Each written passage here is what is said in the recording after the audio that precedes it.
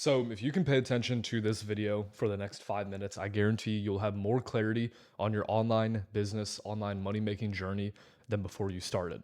This is going to be a video that I wish I had when I was 15 and I was dead broke and I was trying to make money online and really just getting started. There's really 3 steps that you can take, and the order of these steps is important. If you do one before the other, you're really not going to get the same results as if you do these in order. The first step that I would recommend is identifying what is a distraction, what is a vice for you, and getting rid of it, or if you can sell it, sell it.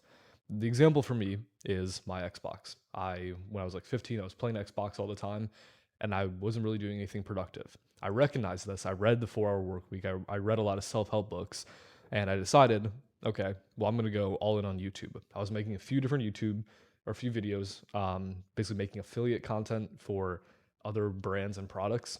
I decided to go all in on it. So I took my Xbox, I sold it, and I used that money to buy equipment to film YouTube videos. So I took the money from my vice, from this distraction, I sold this distraction, and I turned it into something that was going to benefit me and get me towards my goals. That's the first step. The second step that I would recommend is building something, doing something, and ideally doing something that doesn't require permission from somebody else. What do I mean by this? So there's a difference between doing work that requires permission and approval from somebody and work that doesn't require approval and permission. If you are in a marketing role inside of a company, you have to have experience. You might have to have an education. You have to apply. You have to go through the interview process.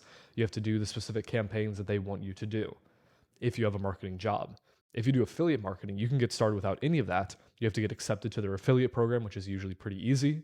And then from there, it's just up to you to make content and make money from it. You don't need permission from somebody for every little detail. And this is why it's so important, because you can't be spending time waiting for this opportunity to come. You have to be the one who's creating this opportunity. And that probably means you won't be paid as much when you're getting started. If you're doing affiliate marketing, it's a commission only role. You're not going to make money unless you make money for the company. So find a good offer and get to work. The other option for building something and doing something without permission is coding and programming. If you'd like to learn about a specific project, or you need this sort of skill to get a job, then look up on YouTube how to use that skill. You can look at channels like mine for different technical tutorials. Look up how to use that skill and build a real project using it. You can find example tutorials on YouTube.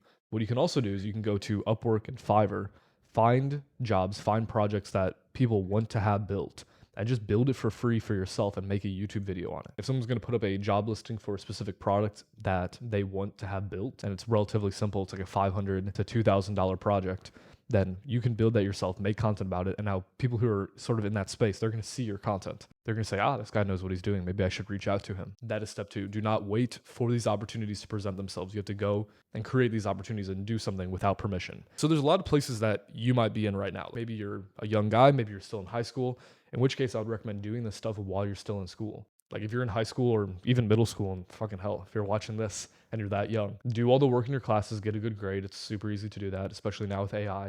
You can just use AI on all your homework and then learn these skills.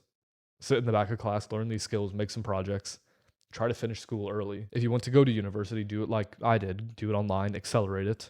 If you're already out of school and like you're working at Walmart or something, I would say keep doing this when you get off work.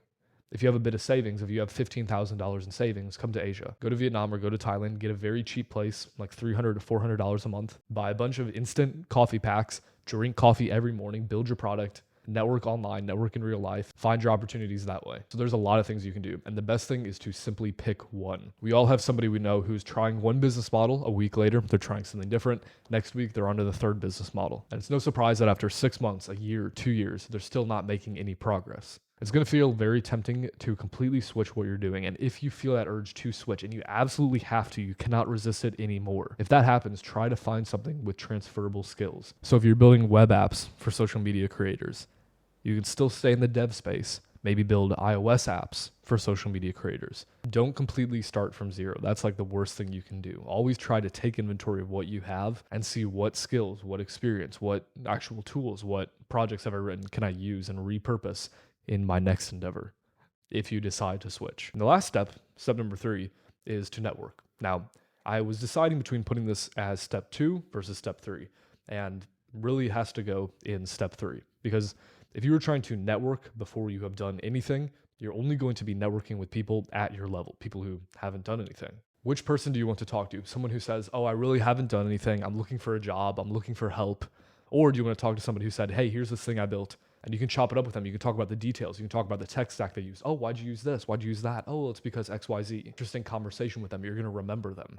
That's what happens when you build something first and then you go meet people. Now, once you've built your project and you're going out there and networking, there's a few mistakes that you want to make sure to avoid. The first of which is going to be talking about yourself all the time. The thing about these projects is no matter how much work and effort and deep thinking you put into it, when you're speaking to someone above your level, they've already kind of done this stuff before. It's not really new to them. They don't care. You'll tell them that you built this project and you'll sort of qualify yourself a little bit by saying this, and then you're going to ask them about what they're working on. Everybody loves to talk about themselves. So if you're this far into the video, I can share a bit more honest sauce because all the people with short attention spans have already clicked off. Some of the most charismatic people I know, they ask questions that they already know the answers to. They do this because people love to talk, and it also lets them observe how the other person thinks. Are they thinking from first principles, or are they just repeating back things that they heard on YouTube? They'll also ask questions to people that they could find the answer to, like how many of us are in this group, to make them feel important. Another mistake that people make when they network is they try to go down one specific channel in a group. There's like a group of people, let's say it's a company, let's say it's a friend group. They only have one way to connect with that group, one single person. It's a far more effective strategy. It's actually called multi-threading, where you network with multiple people inside of a group, whether that is a company or any other group. This way, there's people who can vouch for you. They'll say, oh, you know Eric? Yeah, I've talked to him on Instagram before. It gives you more surface area. So if you're going to network, try this out. So guys, if you're new to my channel, make sure to check out the other videos that are on my page. I think you'll like it. And if you're new here, make sure to subscribe. With that being said, I'll see you in the next one.